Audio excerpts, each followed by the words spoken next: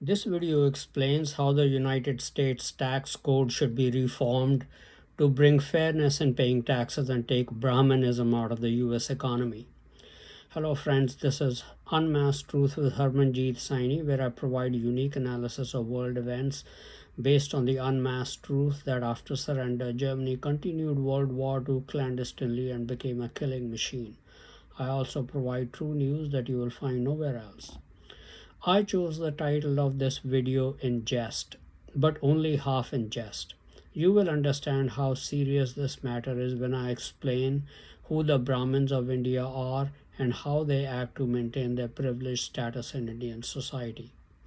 In the Indian caste system, there are four broad castes: the Brahmins, who are the priests; the Kshatriyas, who are the warriors and the rulers; the Vaishyas, or the merchants; and Shudras, or the artisans and laborers.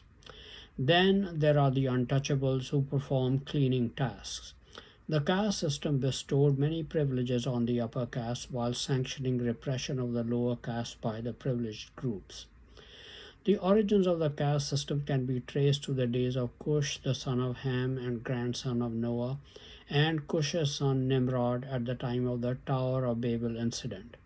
Cush, his common law wife Semiramis, and their illegitimate son Nimrod rebelled against Noah and built their own civilization in Shinar in modern Iraq. Cush and Nimrod built cities.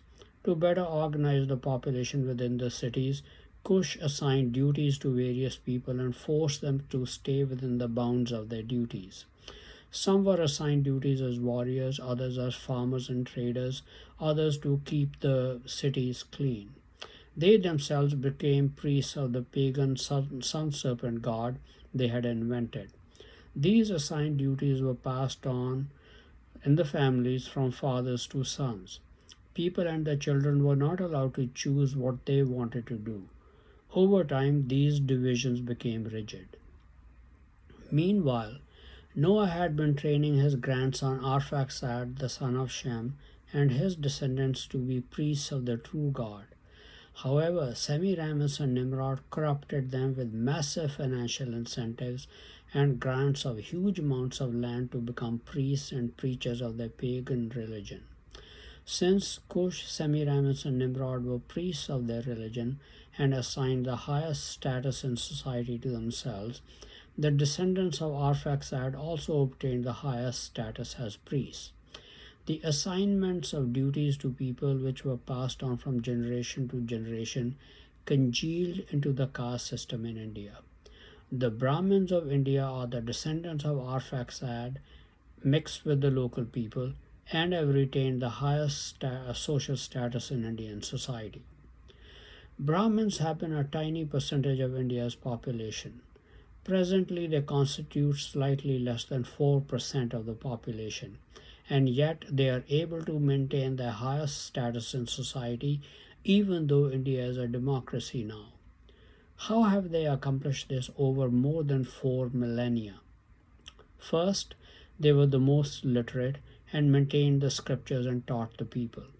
Fear of loss of salvation if the priests were disobeyed has given them their hold over society. That's what they preached to the people, and the people feared. However, because of their small population, they needed the support of other castes. The Kshatriyas have generally always supported the system because they have been the warriors and rulers. The Kshatriyas have used their brute power to keep others within the system. The Brahmins too have used brute power and murder to aid the Kshatriyas when necessary to keep the others in check. Though there are four broad castes, there are as many as 2,000 subcastes. When at any time the Brahmins felt their support over society slipping, they have used the trick of elevating some people to a higher subcaste of the Brahmins' own making. For example, they have conveniently created about 2,000 subcastes out of people with professions such as record keeper for rulers or teachers and elevated their caste status. So they win the support of such castes and continue to maintain support for the system and keep their highest status. They elevate the status of certain subcastes as it suits their purposes to gain more support for the caste system. The Brahmins vigorously did defend the system with whatever means necessary, including propaganda, clever arguments to show that Hinduism is a great religion, violence, and even murder and war when necessary. Recently, in my videos, I explained the pagan origins of Hinduism during the time of Kush, Semiramis, and Nimrod. I shared my views on my Facebook and YouTube channels as well as in my WhatsApp groups. I was absolutely astonished at the vigor with which Brahmins and Hindus came to the defense of the religion with very clever arguments and by citing stories attributed to Hindu sages of millennia ago that teach moral behavior. I had to explain that pagan religions always have some good mixed with the evil. All religions born of human reasoning have some good mixed with the evil.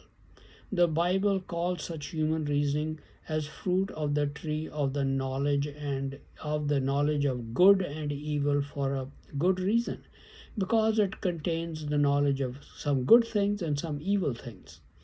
But Brahmins will continue defending their pagan religion which originated in Kush, Semiramis, and Nimrod's rebellion against the true God to maintain their highest status in Indian society. The same type of Brahminism has crept into America's tax system and the economy. In my video of October 29, 2021, titled Why Bill Gates, Warren Buffett, and George Soros Have Good Reasons for Wanting to Pay Higher Taxes, I explained how the current tax code in the United States favors the very rich, and the ultra rich get away with paying little or no taxes. Among other strategies, they take the maximum advantage of capital gains being taxed when realized on the sale of the assets and not annually on unrealized gains. Whenever there is talk in Congress of raising taxes on the rich so that they pay their fair share, one invariably hears the argument, mainly from the Republicans, that 1% of the top payers, those whose adjusted gross income is above $540,000, earned 20.9% of all adjusted gross income but paid 40.1% of all federal income taxes. And the top 10% paid 71.4% of all income taxes, whereas the bottom 90% combined pay only 28.6%. The bottom 50% of taxpayers paid less than 3% of all US federal income taxes. I'm a certified public accountant or CPA and I have a fairly good understanding of taxes. But taxes are a vast subject, and CPAs who do accounting and taxes for their clients generally specialize in taxes for their clients. My clients were very small businesses and poor and lower middle class Americans. Since I did not have rich people as my clients, I was not in touch with how they paid taxes. Since I dealt with small, hardworking businesses, my view was that they should be able to pay their fair share of taxes and accumulate some wealth.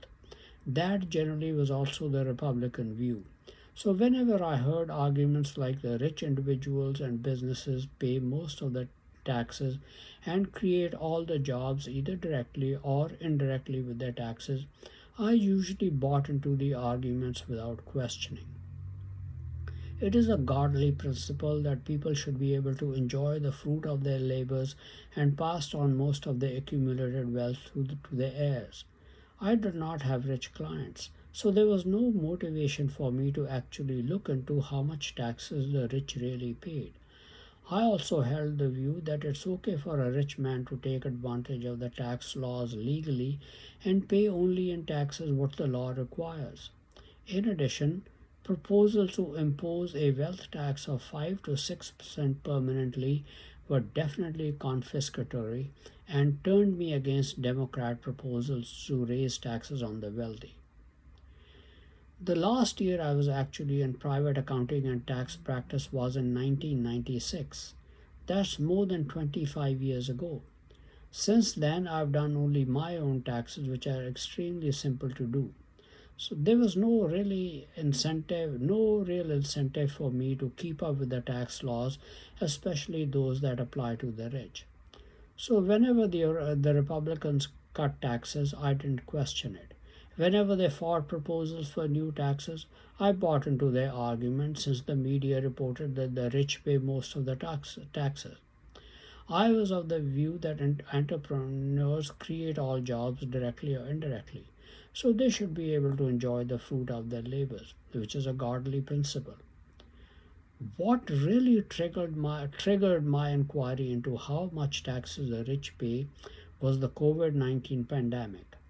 As explained in my video of October 29, 2021, when most road traffic in North India had stopped due to COVID-19 lockdown, pollution cleared, and we could see when people could see snow-capped mountain peaks 125 miles or 200 kilometers away from the plains of Punjab state where I come from in India for the first time in more than 30 years. Since I listened to a great deal of conservative radio and heard a great deal of Republican views on issues because they were anti abortion and favorable towards religion and worked for the benefit of small businesses and entrepreneurs, I was not fully convinced about climate change. I had also not researched the issue, but the pandemic forced me to look into the issues of pollution and climate change. I recognized that climate change was real and the Republicans' views were out of touch with reality on these issues. I realized that humanity needed to act quickly to reverse climate change and was in favor of US budget proposals to invest in clean energy projects and in technologies to minimize greenhouse gas emissions. I am not in favor of increasing the national debt to fund such investments. These investments should be made by raising government taxes or revenues. That is what motivated me to look into how much taxes the rich really pay. I was shocked and absolutely flabbergasted by what I discovered. That's when I first recognized the Brahmanism of America's quarter billionaires and billionaires, whom I will call the superrich at work. The real beneficiaries of the current US tax code are the quarter billionaire and billionaire Brahmins. To maintain their tax advantage, the super rich must have sufficient support. That support is obtained from mom and pop small businesses or entrepreneurs as allies.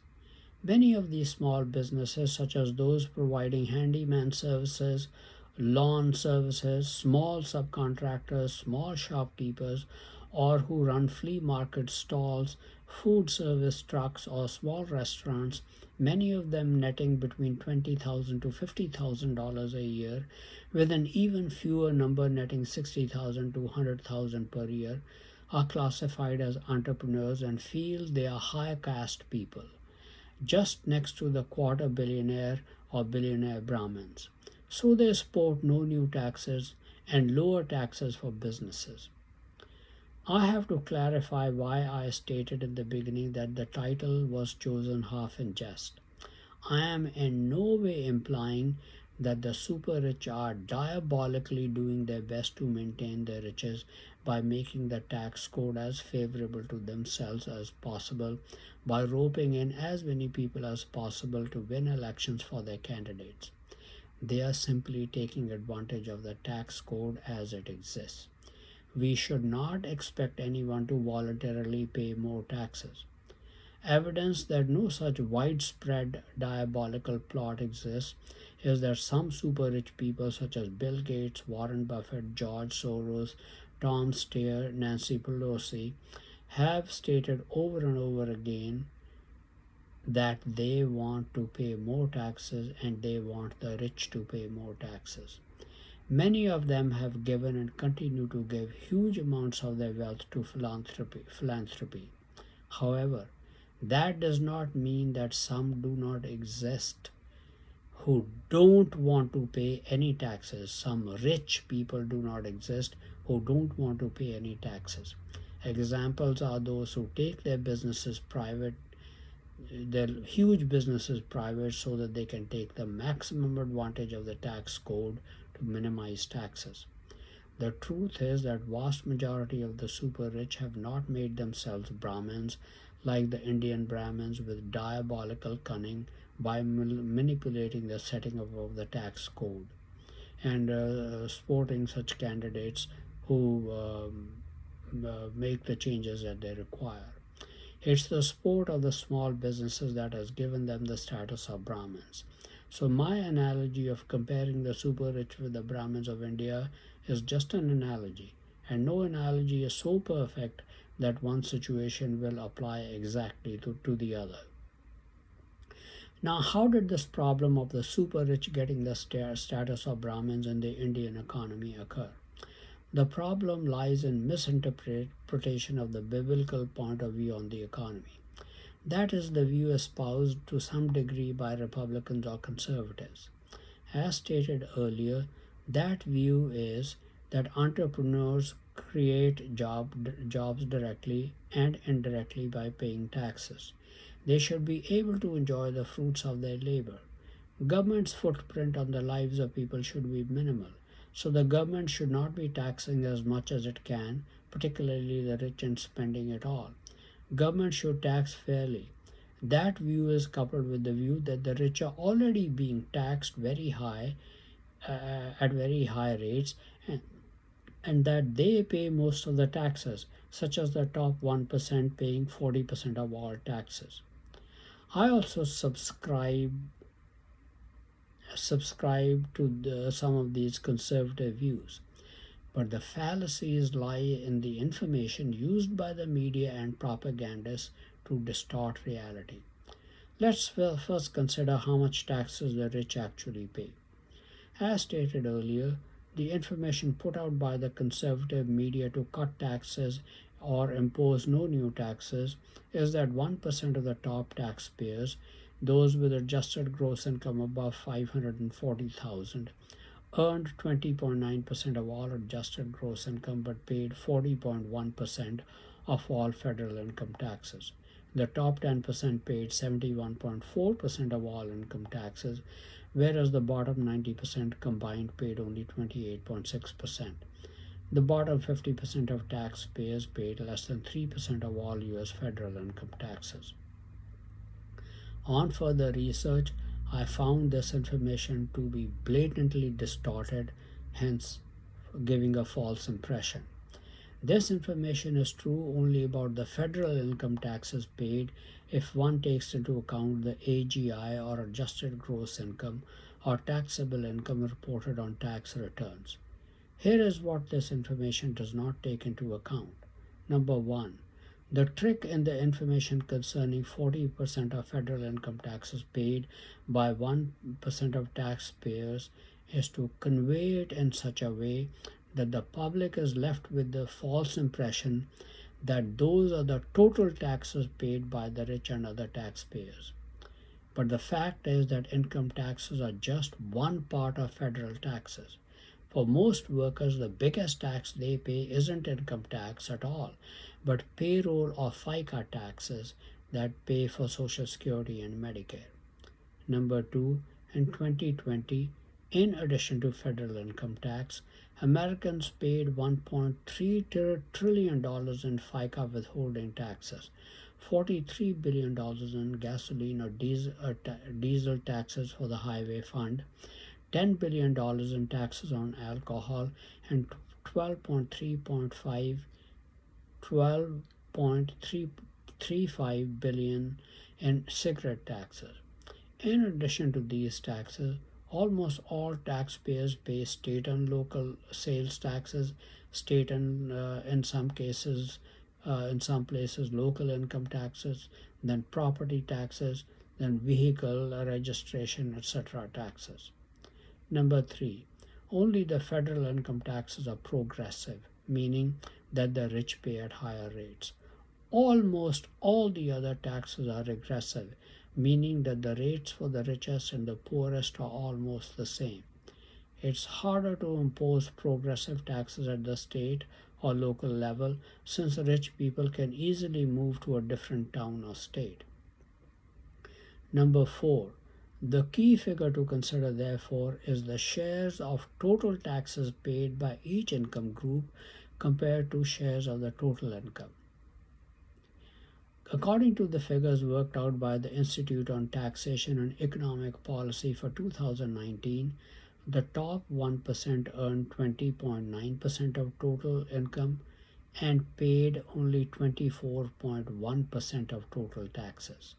The middle 20% earned 10.9% of total income and paid 9.4% of total taxes. So there's not too much of a difference there. Number 5.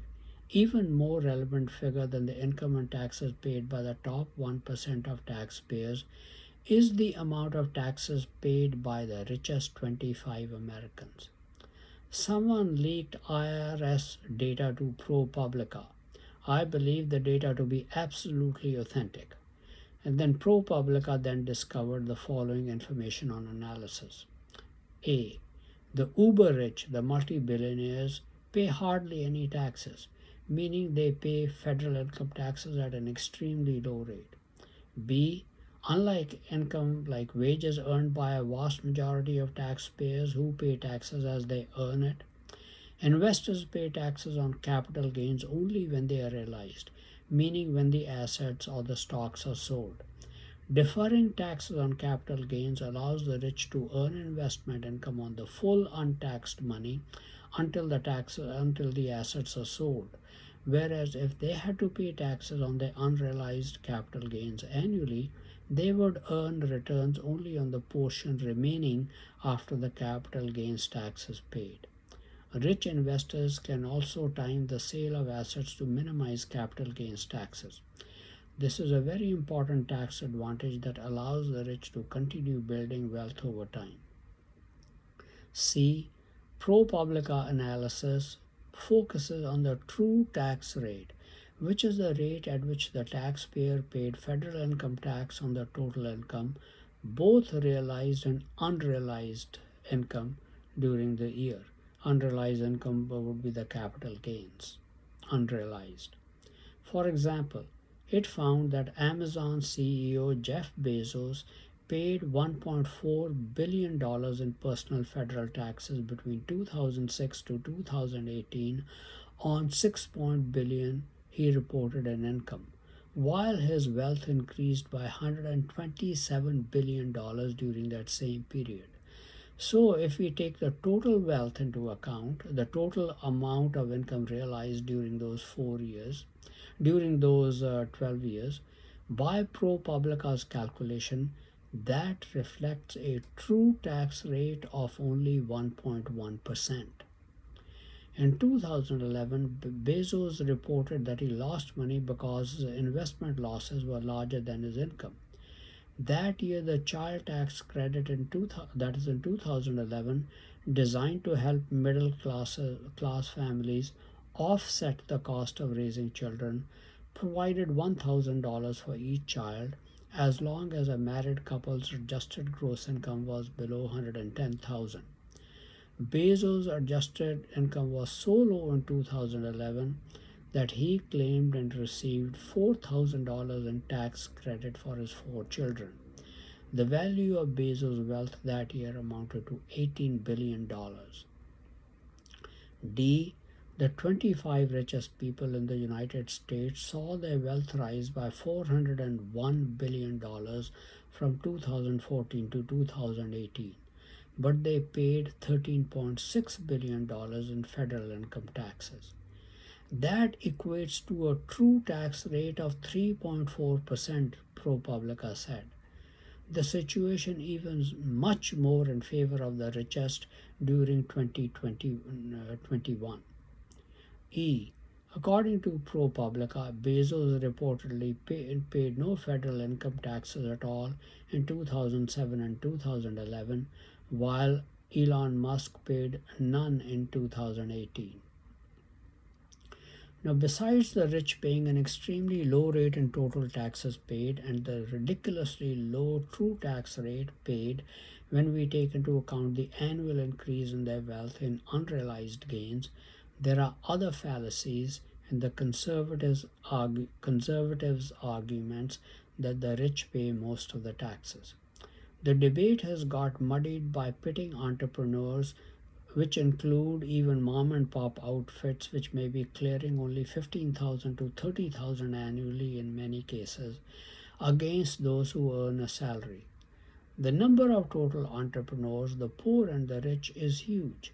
But the true debate should be about the taxes paid by the extremely wealthy, the quarter billionaires and above. I want the conservatives and Republicans to open their eyes and stop their arguments that let the uber rich get away with paying total taxes in their income and increase in wealth during the year at a ridiculous rate such as 1 to 3%. No one is trying to take away most of the benefits of the current tax code from the bottom 99.85% in the United States. In the USA, there are about 20,600 households with net worth above $100 million.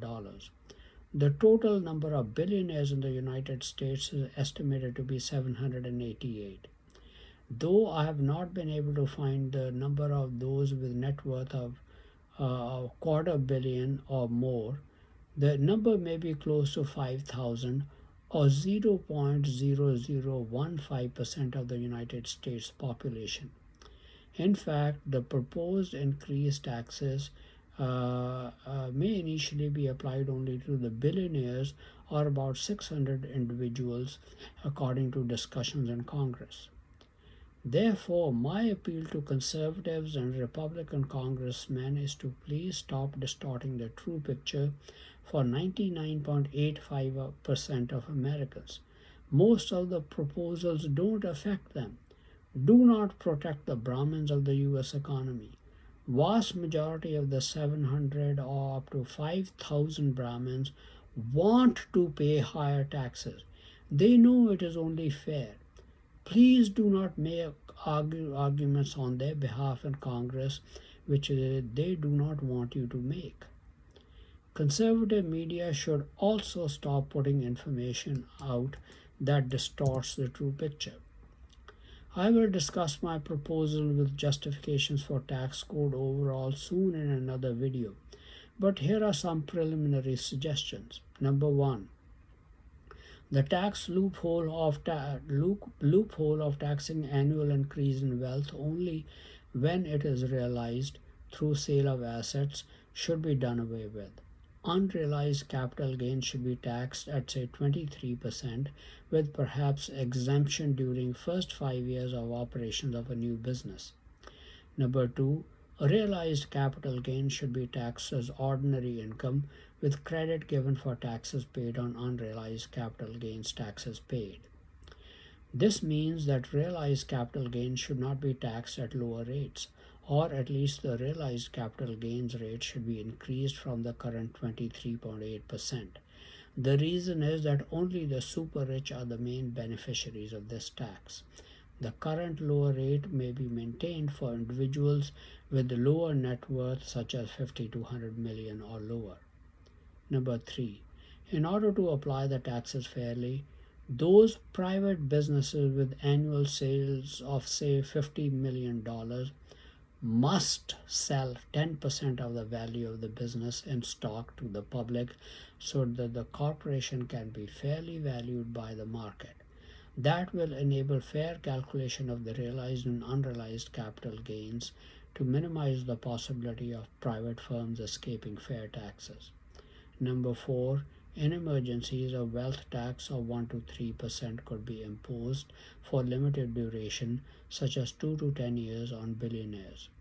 Number 5. Corporations should be taxed at 23%, with 20% for government and 3% for the government to bail out corporations that need bailing out, as well as investments in targeted sectors. Of course, this will depend on whether international agreement can be reached on increasing the minimum corporate rate from 15% to 23%. Number 6, stock buybacks should be taxed at 2 to 5%. At present, the minimum individual tax rate is 37%. Though I do not have the data or the capability to analyze the impact of these suggestions, my hunch is that if these suggestions are implemented, the top individual tax rate would fall to perhaps below 30% or at least below 33%, or it may go as low as 23%. More individuals at the lower end of income will qualify for paying no federal or state income taxes due to 3% of taxes being applied towards welfare.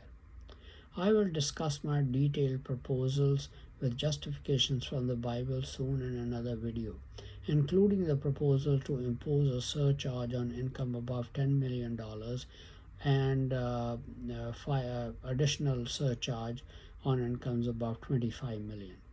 Again, my appeal is to Republicans in Congress and the conservative media, as well as conservative voters, to please look at reality.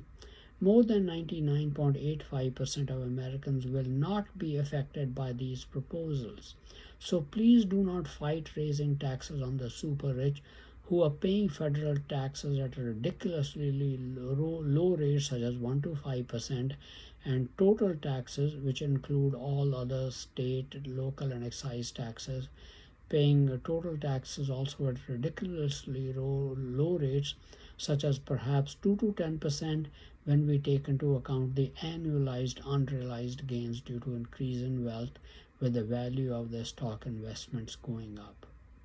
Thank you very much for watching this video.